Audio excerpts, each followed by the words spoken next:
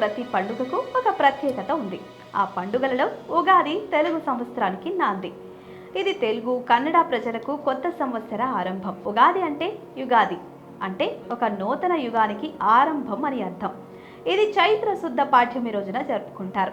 ఈ పండుగ ప్రకృతితో మన జీవన సరళికి మధ్య ఉన్న అనుబంధాన్ని చాటి చెప్పే ఒక గొప్ప సందర్భం. ఉగాది కొత్త ఆశలు, కొత్త సంకల్పాలతో కొత్త సంవత్సరాన్ని స్వాగతించే వేడుక.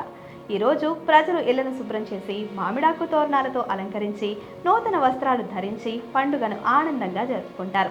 కుటుంబ సభ్యులతో కలిసి ఉగాది పచ్చడి తిని భవిష్య ఫలితాలను తెలుసుకునే పంచాంగ శ్రవణం వింటారు.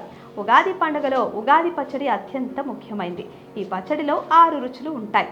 తీపి సంతోషాన్ని సూచిస్తుంది, పులుపు ఆసక్తిని తెలియజేస్తుంది, కారం సహనాన్ని సూచిస్తుంది, చేదు జీవితంలో వచ్చే కష్టాలను సూచిస్తుంది, వగరు అసహనాన్ని తెలియజేస్తుంది, ఉప్పు జీవితాన్ని సమతుల్యంగా ఉంచే అంశాన్ని తెలియజేస్తుంది. ఈ 6 రుచులను ప్రతి వ్యక్తి తన జీవితంలో ఎదుర్కొనే అనుభవాలకు ప్రతీకగా పరిగణించాలి. ఈ పచ్చడి తినడం ద్వారా జీవితంలోని అన్ని అనుభవాలను సమర్థంగా స్వీకరించాలి అనే సందేశాన్ని మనకు ఉగాది అందిస్తుంది. ఉగాది నూతన ఉత్సాహానికి ప్రతీక. ఈ పండుగ తెలుగు ప్రజల ఆత్మీయతను, కుటుంబ బంధాలను, సాంప్రదాయాలను గుర్తు చేసే గొప్ప రోజు. ఈ పండుగ మనకు జీవితాన్ని అన్ని కోణాల్లో అర్థం చేసుకోవాలనే సందేశాన్ని అందిస్తుంది. ప్రతి ఒక్కరూ ఉగాది పచ్చడి తిని కొత్త ఆశయాలతో మంచి భవిష్యత్తును ఆకాంక్షిస్తూ ఉగాదిని ఆనందంగా జరుపుకోవాలి. అలాగే కుటుంబం అంతా కలిసి జరుపుకునే ఈ పండుగ నాడు హాయిగా హ్యాపీగా చూడాల్సిన సినిమాలు కూడా ఉన్నాయి. అవేంటో చూసేద్దాం. ఫస్ట్ పెళ్లి సందడి చూడండి. చెల్లి కోసం అక్క, అక్క కోసం చెల్లి చేసే త్యాగం ఎంతో అద్భుతంగా ఉంటుంది.